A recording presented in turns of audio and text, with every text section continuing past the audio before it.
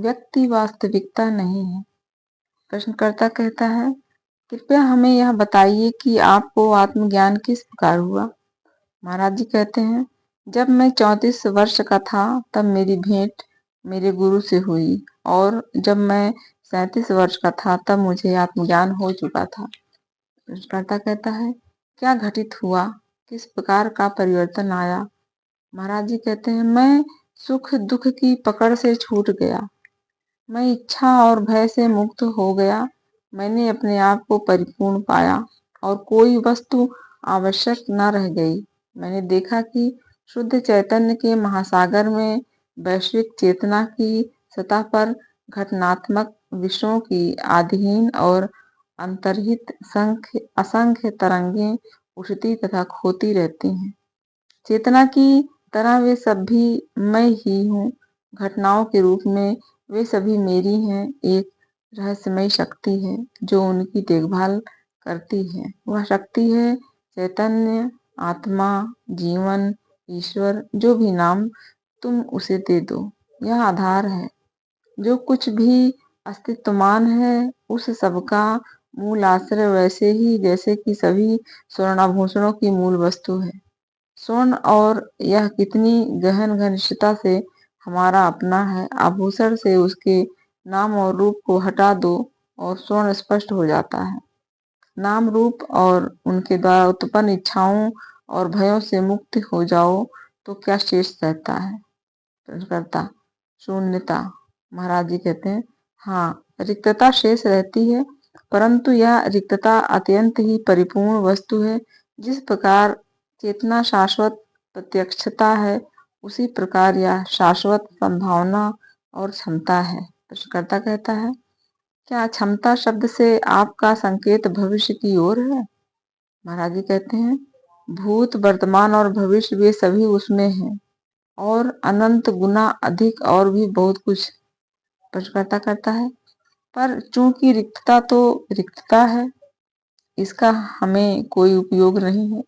महाराज जी कहते हैं, तुम ऐसा कैसे कह सकते हो।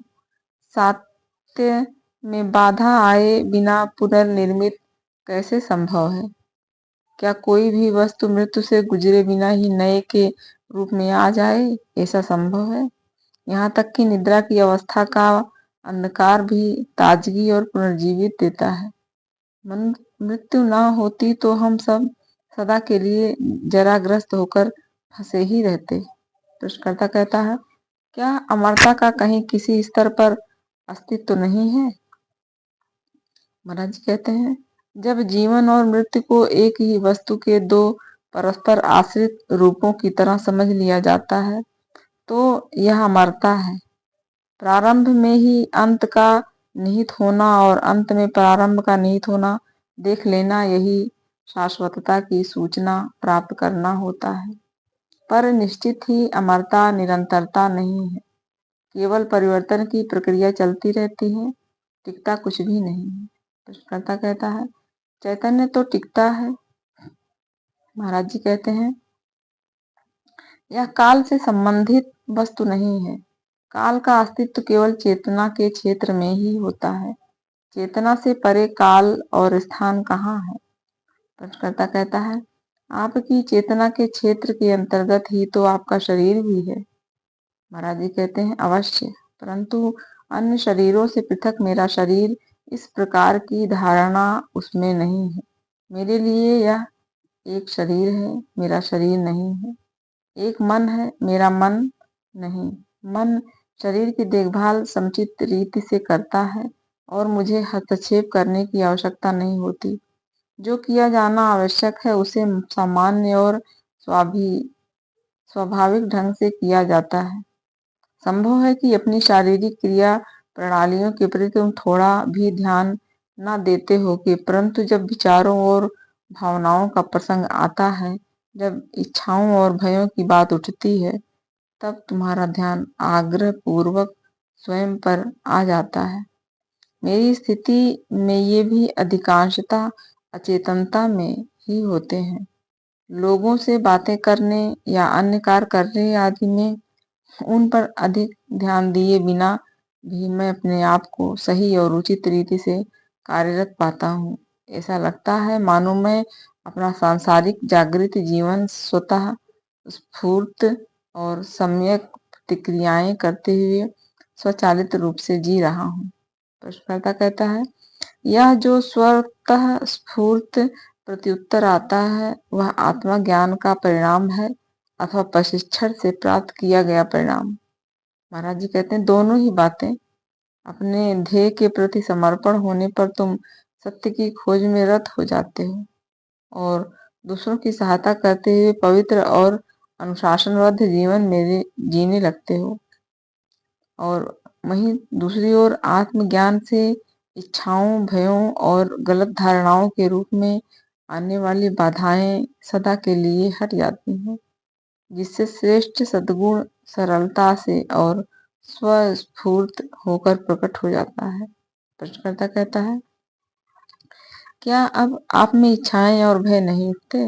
महाराज जी कहते हैं, एक सामान्य साधारण सा मनुष्य जिसकी औपचारिक शिक्षा न के बराबर है, ऐसा एक छोटा व्यापारी बना, यह मेरा प्रारब्ध था।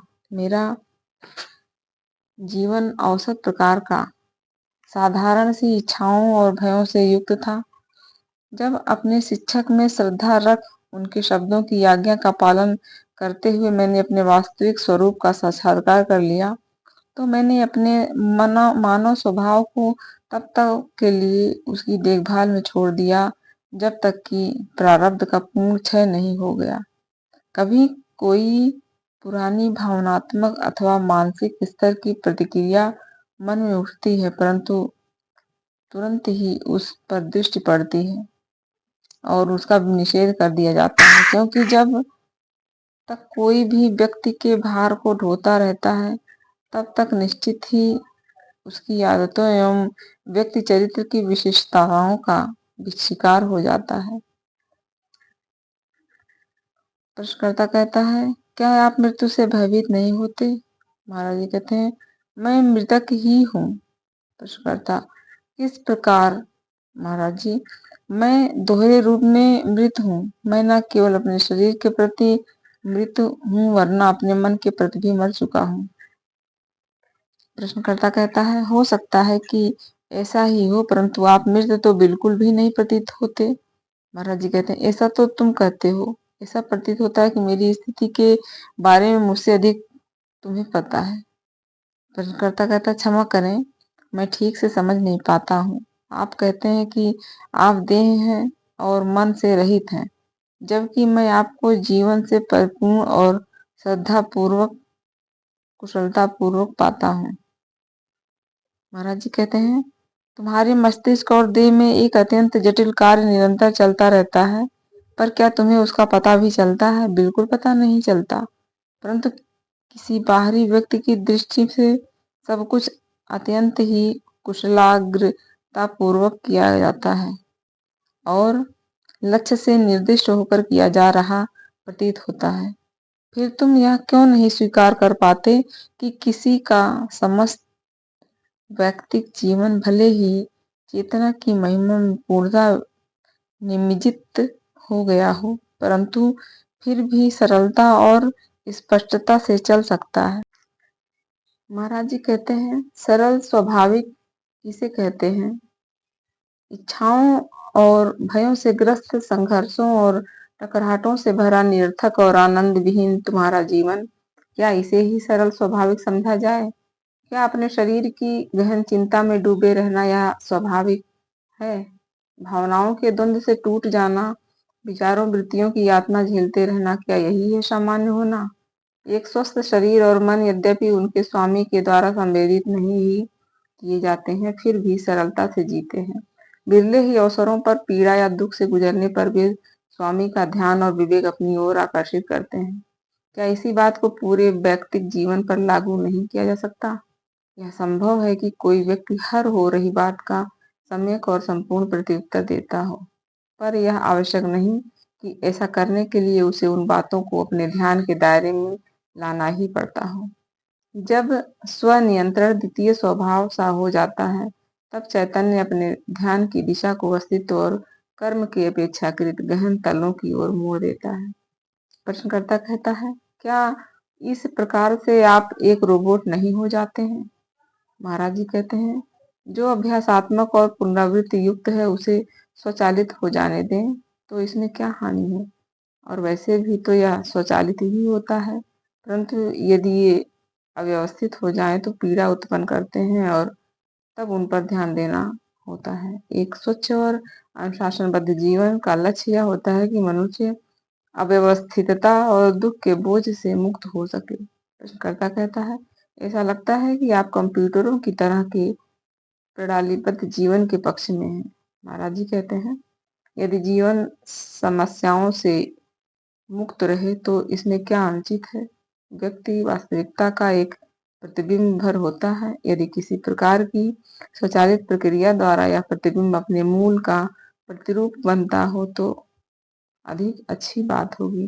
क्या व्यक्ति के लिए यह आवश्यक है कि वह अपनी कोई पृथक योजना रखे। व्यक्ति जिसकी अभिव्यक्ति है उसका जीवन ही उसे मार्गदर्शन देगा। यदि तुम यह समझ लो कि व्यक्ति वास्तविकता ना होकर उसकी छाया भर होता है, तब तुम भयग्रस्त और चिंताग्रस्त न रहोगे। तब तुम हृदय के मार्गदर्शन को स्वीकार कर लेते हो और जीवन अज्ञात में ले जाने वाली एक यात्रा हो जाती है।